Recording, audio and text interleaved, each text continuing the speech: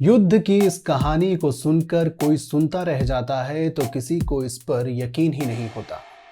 कोई इस कहानी को सुनकर हंसने लगता है तो कोई इस कहानी को जिंदगी भर भूल नहीं पाता। साल था 1932। रात के 2 बज रहे थे।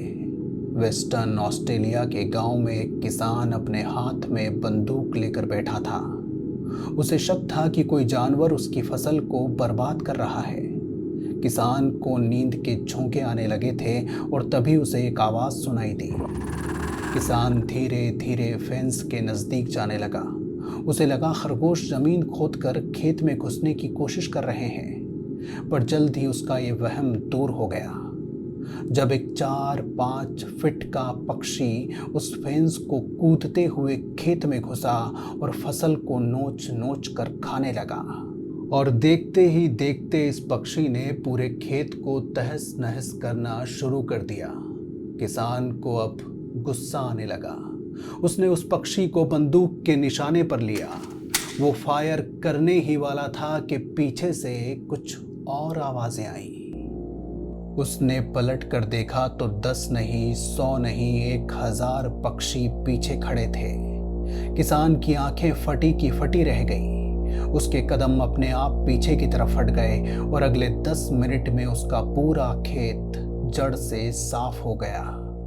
इस पक्षी का नाम था ईमू, जो दुनिया का 2nd लार्जेस्ट लिविंग बर्ड है। इसकी एवरेज हाइट होती है 5 फीट और इसका एवरेज वेट होता है 45 किलोग्राम। गनीमत है कि ये एक फ्लाइटलेस बर्ड है, जिसका मतलब ये है कि ये उड़ नहीं सकता, क्योंकि इसके विंग्स इसके साइज के कंपैरिजन में बहुत छोटे होते हैं। लेकिन इसका मतलब ये नहीं कि हम इसे पकड़ सकते हैं। वो इसलिए क्योंकि इसकी रफ्तार बहुत तेज़ होती है। ये बड़ी आसानी से 40-45 किलोमीटर प्रति घंटे की रफ्तार से भाग सकता है, और वो भी ऐसी ज़मीन पर जिस पर जीप चलाना भी नामुमकिन लगे। तो दुश्मन कमज़ोर नहीं था, पर उससे ख़तरनाक बात ये थी कि वो नाराज़ था। वो इसलिए क्योंकि आज जिन खुले मैदानों पर किसान खेती कर रहे थे वो पहले ईमू के रहने और ठहरने की ज़मीन थी। हर साल ऑस्ट्रेलिया के अलग अलग हिस्सों से ईमू यहाँ आते, इन खुले मैदानों में रहते, खाते, ठहरते और फिर आगे बढ़ जाते। लेकिन इस बार जब ईमू यहाँ पहुँचे तो उन्हें दिखाई दिए ये बड़े बड़े गांव। ईमू इस बार भी चुपचाप यहाँ से आगे निकल जाने वाले थे, पर तभी उनकी नज़र गेहूं की लहराती फसलों पर पड़ गई। ईमू को अपना खाना और अपना बदला एक साथ दिखाई देने लगा, और देखते ही देखते 20,000 ईमू इस जिले में पहुंच गए। और इस पूरे फसाद की जड़ था first world war. First world war के बाद जब ये हज़ारों सैनिक वापस ऑस्ट्रेलिया आए तो सरकार ने उन्हें बसाने के लिए, एक बेहतर ज़िंदगी देने के लिए वेस्टर्न ऑस्ट्रेलिया में ज़मीन दे दी, घर दे दिए, और ये हज़ारों सैनिक अपने परिवारों के साथ यहाँ आकर बस गए, इस बात से बेखबर कि यहाँ पर एक और युद्ध उनका इंतज़ार कर रहा था। अपने खेतों को 20,000 ईमू से बचा लेना किसानों के बस की बात नहीं थी। इसलिए इन किसानों ने ऑस्ट्रेलियन गवर्नमेंट से मदद मांगी।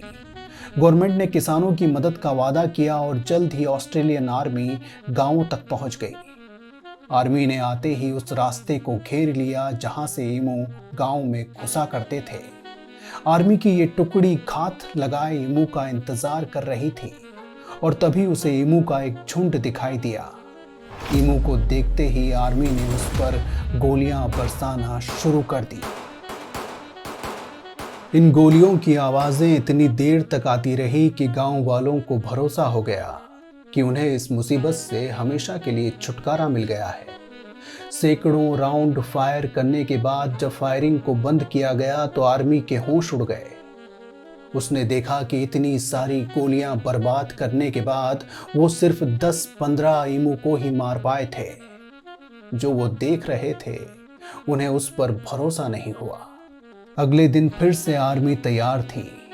एक दूसरे गांव में ईमू के झुंड का इंतजार कर रही थी, और तभी उन्हें ईमू का एक बड़ा सा झुंड अपनी तरफ आते दिखाई दिया।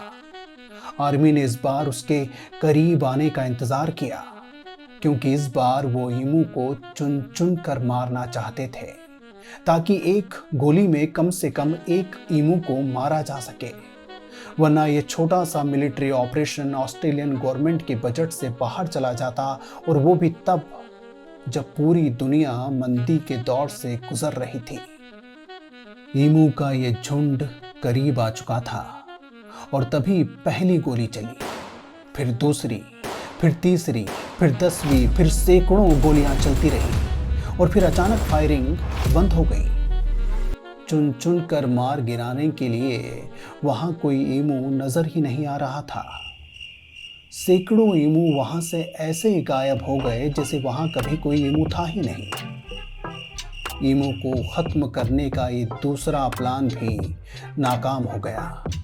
मंदी से जूझ रही ऑस्ट्रेलियन गवर्नमेंट ने जब देखा कि एक ईमू को मारने के लिए 10-10 गोलियां खर्च करना पड़ रही हैं, तो उन्होंने अपनी आर्मी को वापस लौट आने के आदेश दे दिए।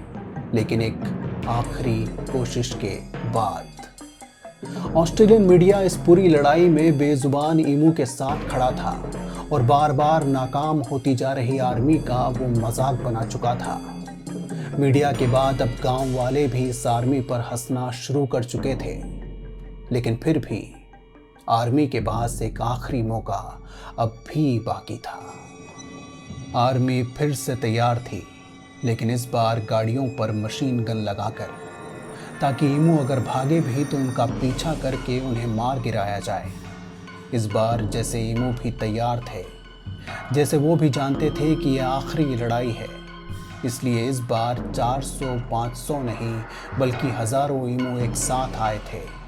आर्मी की गाड़ियां सामने खड़ी थी।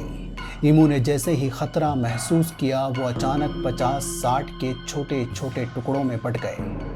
वो खुले रास्ते की बजाय खेतों में उतर गए और धीरे धीरे आगे बढ़ने लगे। आर्मी ये देखकर हैरान रह गई। उन्हें लगा जैसे ये ईमू, ये पक्षी गोरिल्ला वॉर टेक्निक का इस्तेमाल कर रहे हैं। आर्मी के पास ये उसका आखिरी मौका था। वो अपने वेपन व्हीकल लेकर आगे बढ़ी और उसने ईमू पर अब तक का सबसे जोरदार हमला किया। 50-60 के झुंड में घूम रहे ईमू अचानक 10-20 के छोटे छोटे झुंड में टूट गए, ताकि आर्मी को और ज़्यादा छकाया जा सके। इस बार ईमू ने सीधे रास्तों से भागने की बजाय खेतों को चुना। वो उबड़ खाबड़ रास्तों से भागने लगे, और देखते ही देखते नतीजा ये हुआ कि आर्मी के व्हीकल और आर्मी की मशीन गन्स कुछ ही किलोमीटर के बाद इन रास्तों पर जाम हो गए, और अगले कुछ ही मिनट में ईमू आर्मी की आंखों से गायब हो चुके थे। आर्मी ये युद्ध हार चुकी थी। ऑस्ट्रेलियन गवर्नमेंट ने आर्मी को वापस बुला लिया। कोई मानने को तैयार नहीं था कि एक पक्षी ने गोरिल्ला वॉर टेक्निक का इस्तेमाल करके एक आर्मी को हरा दिया। सरकार चुप रही, पर अखबार इस हार का मजाक बनाते रहे, और ये हार हमेशा हमेशा के लिए इतिहास में दर्ज हो गई।